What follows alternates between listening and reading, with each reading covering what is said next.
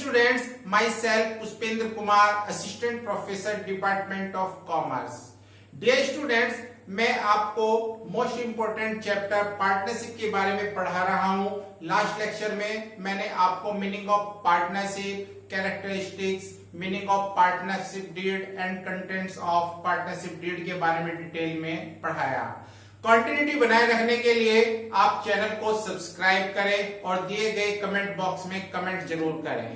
Dear students, जो sole proprietorship होती है उसमें प्रॉफिट एंड लॉस अकाउंट बना करके प्रॉफिट कैलकुलेट किया जाता है और उस प्रॉफिट को ओनर्स के कैपिटल अकाउंट में ट्रांसफर कर दिया जाता है। लेकिन जो पार्टनरशिप फर्म होती है इसमें पहले प्रॉफिट एंड लॉस अकाउंट बना करके प्रॉफिट कैलकुलेट करते हैं, फिर उस प्रॉफिट में से पार्टनरशिप डीड के अकॉर्डिंग कुछ प्रोविजन किए जाते हैं। उसके बाद लाभ को पार्टनर्स के बीच डिस्ट्रीब्यूट कर दिया जाता है। उसके लिए हम लोग एक profit and loss appropriation account बनाते हैं जिसका स्पेसिमेन इस तरह से है। Specimen of profit and loss appropriation account. इसके क्रेडिट साइड में सबसे पहले हम वो प्रॉफिट ट्रांसफर करते हैं जो कि प्रॉफिट एंड लॉस अकाउंट से ट्रांसफर किया गया है। By profit and loss bracket में लिखा है प्रॉफिट ट्रांसफर।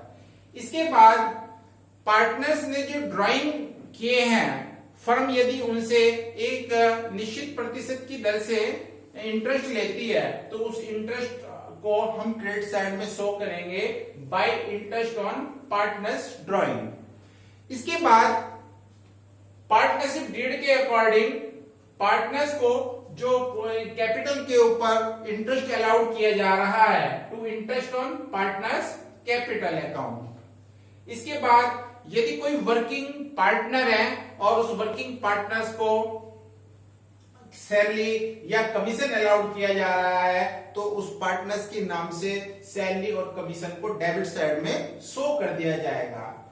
यदि पार्टनरशिप डीड में किसी रिजर्व में कुछ पैसा ट्रांसफर करना है तो उसको यहां पे लिख देंगे टू रिजर्व। इसके बाद हम क्रेडिट साइड के टोटल में से डेबिट में जो प्रोविजन किए हैं उनको लेस करने के बाद जो प्रॉफिट बचता है उसको पार्टनर्स के कैपिटल अकाउंट में या उनके करंट अकाउंट में ट्रांसफर कर देते हैं।